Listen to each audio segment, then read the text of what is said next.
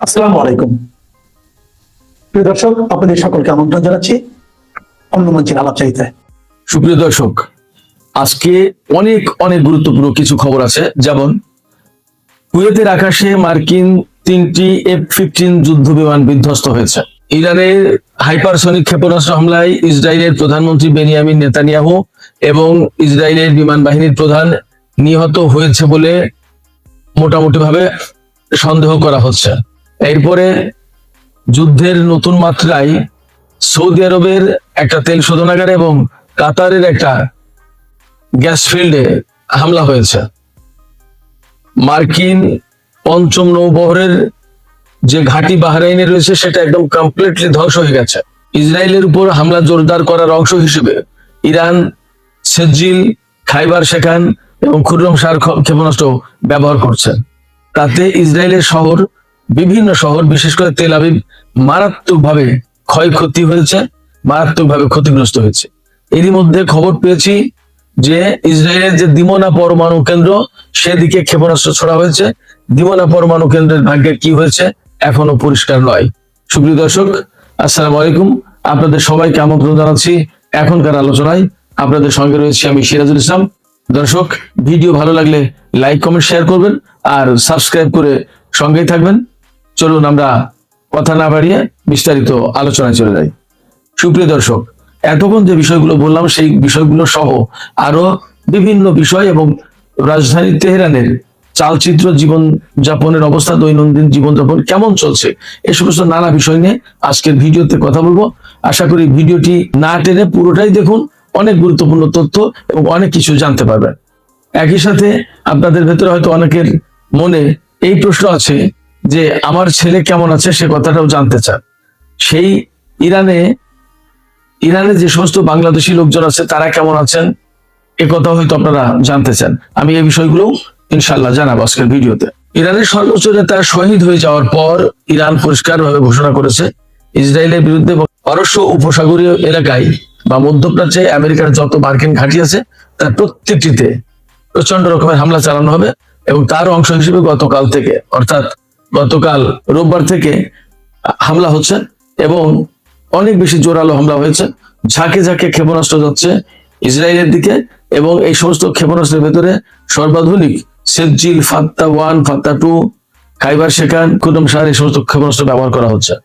এই সমস্ত ক্ষেপণাস্ত্র ব্যবহার করার মানে হচ্ছে যে ইসরায়েল, আমেরিকা এই সমস্ত কোনো ক্ষেপণাস্ত্র তারা আটকাতে পারবে না, ডিফেন্স করতে পারবে না এবং ইন্টারসেপ্ট করতে পারবে না। তার মানে এই সমস্ত ক্ষেপণাস্ত্র যেভাবে গতিতে যায়, যত গতিতে, সেই গতির ক্ষেপণাস্ত্র ঠেকানোর মতো কোনো সিস্টেম তাদের কাছে নেই।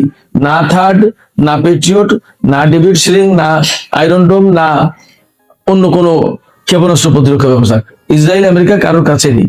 যতই তারা অনেক গল্প করুক, অনেক কথা বলুক, তাদের প্রযুক্তি যতই শক্তিশালী হোক, আধুনিক হোক, কিন্তু ইরানের এই হাইপারসনিক ক্ষেপণাস্ত্র মোকাবেলার মতো প্রযুক্তি তাদের হাতে নেই।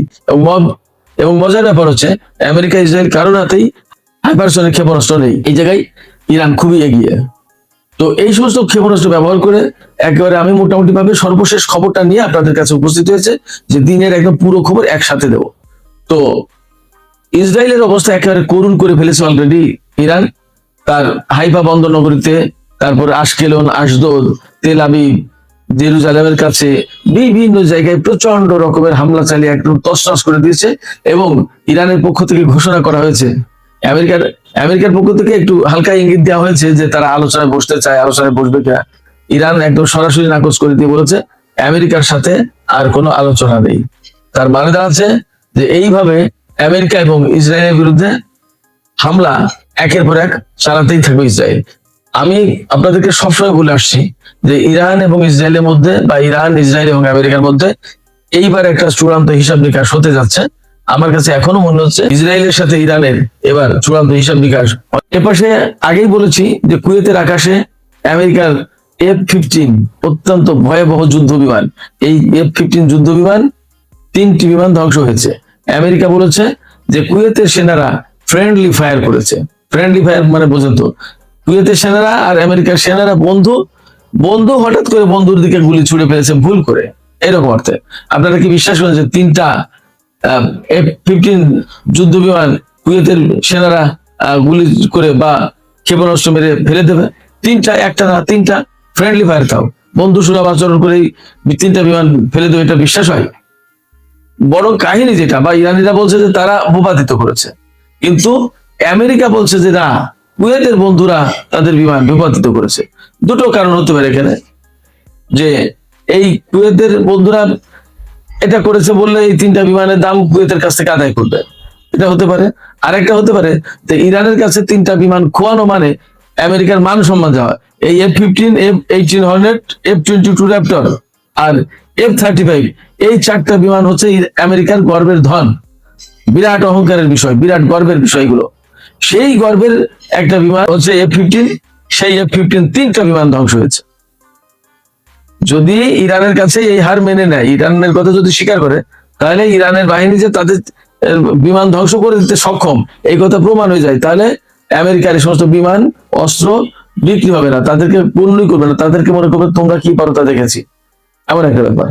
তো সেক্ষেত্রে ইরানের জন্য আজকে এটা একটা খুশির দিন বটে। ইরানিরা অনেকটা খুশি, কারণ তাদের শত্রুপক্ষের 3টা বিমান বিধ্বস্ত হয়েছে। তারা নিজেরা বিধ্বস্ত করুক অথবা যে কোনো কারণে বিধ্বস্ত হোক, এরকম যুদ্ধের ভিতরে 3টা বিমান বিধ্বস্ত হওয়া মানে প্রতিপক্ষ যারা, অপর পক্ষে যারা আছে অর্থাৎ ইরান, তাদের জন্য নিশ্চয়ই খুশির ব্যাপার। ইরানের জনগণ এই কারণে আসলেই খুশি।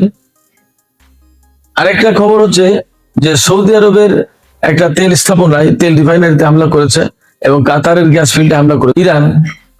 জানি না এইসব জায়গায় কেন হামলা করছে ইরান, তবে আমার কাছে মনে হয় ইরান বলছে যেটা, যে পারস্য উপসাগরীয় যে সমস্ত আরব দেশ, সেই সমস্ত আরব দেশে মার্কিন ঘাঁটিতে তো হামলা করবেই, আবার অনেক গুরুত্বপূর্ণ জায়গায় মার্কিন সেনারা গিয়ে আশ্রয় নিচ্ছে, লুকাচ্ছে, সেই কারণে সেই সমস্ত জায়গায় ইরান হামলা করতে বাধ্য হচ্ছে।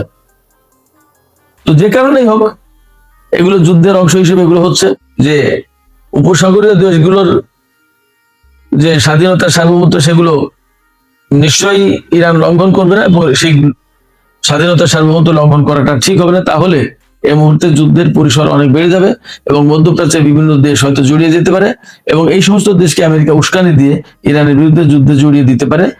আমেরিকা হয়তো তাদেরকে এইটা বোঝাতে সক্ষম হয়ে যেতে পারে যে ইরান তোমাদের ভূখণ্ডে হামলা করছে, দিন দিন বাড়াচ্ছে, যে কোনো সময় হয়তো তোমাদের রাষ্ট্র ক্ষমতা কেড়ে নেবে, সেক্ষেত্রে তোমরা ইরানের বিরুদ্ধে যুদ্ধ শুরু করো, এমন হতে পারে। ফলে ইরানের এই মুহূর্তে আমরা মনে করি যে অবশ্যই সচেতন হওয়া দরকার, যাতে এই যুদ্ধ তার জন্য হিতে বিপরীত না হয়ে যায়। ইরান যে ক্ষেপণাস্ত্র হামলা জোরদার করেছে, এই হামলার অংশ হিসেবে ইসরায়েলের প্রধানমন্ত্রী বেনিয়ামিন নেতানিয়াহুর দপ্তর অর্থাৎ অফিস এবং তার বাসভবন, এই দুটো লক্ষ্য করে হামলা চালানো হয়েছে। আবার ইসরায়েলের বিমান বাহিনীর যে প্রধান, তার অফিস এবং বাসভবন লক্ষ্য করে হামলা চালানো হয়েছে। এবং ইরানের IRGC বলেছে যেভাবে হামলা করা হয়েছে তাতে এই সমস্ত ভবন একদম তামা হয়ে গেছে, বিধ্বস্ত গুড়িয়ে গেছে। এখানে যদি নেতানিয়াহু এবং বিমান বাহিনীর প্রধান থেকে থাকে তাহলে তারা নিহত হয়েছে। এখনো শিওর না তাদের ভাগ্য নিয়ে যে তারা বেঁচে আছে নাকি মরে গেছে, তবে বিভিন্ন মাধ্যম থেকে খবর পাওয়া যাচ্ছে যে তারা মারা গেছে, এখনো নিশ্চিত নই।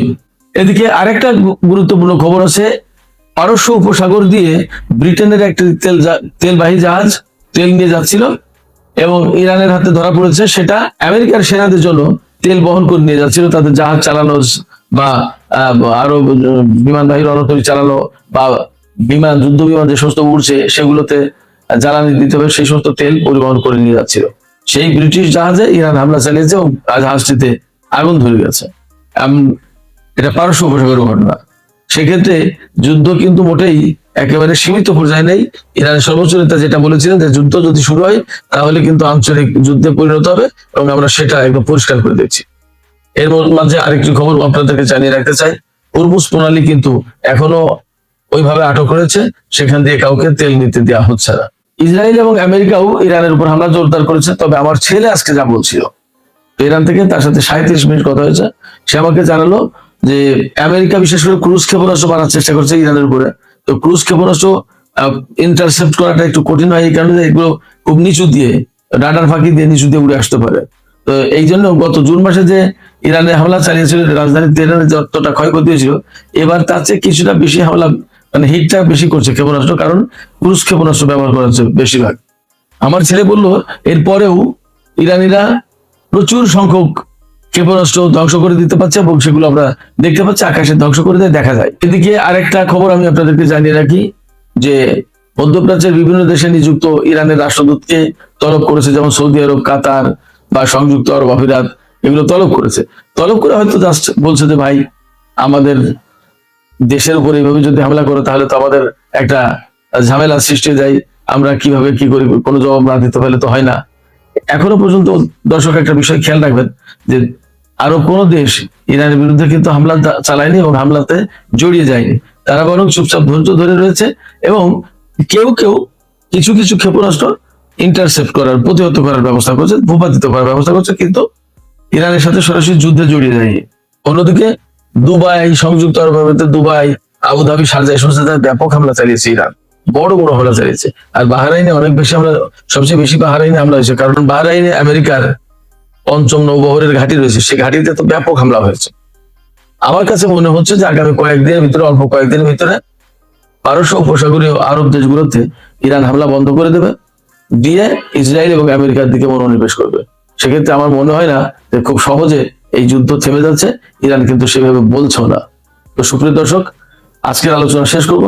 যাবার আগে আপনাদের কাছে জানতে চাই, আপনারা কি মনে করেন, যুদ্ধ কি খুব দ্রুত শেষ হয়ে যাবে বলে মনে হয়, বা আরব দেশগুলো কি ইরানের বিরুদ্ধে যুদ্ধে জড়িয়ে যেতে পারে? আর আপনাদের কাছে কি মনে হচ্ছে ইসরায়েল এবং আমেরিকার যুদ্ধের হালচাল দেখে?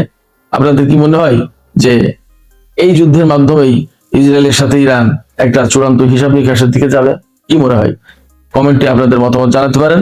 ভিডিও লাইক, কমেন্ট, শেয়ার করে সাথেই থাকুন, সঙ্গেই থাকুন, এই চ্যানেলটি সাবস্ক্রাইব করে। আপনাদের সবাইকে অনেক অনেক ধন্যবাদ। আল্লাহ হাফেজ।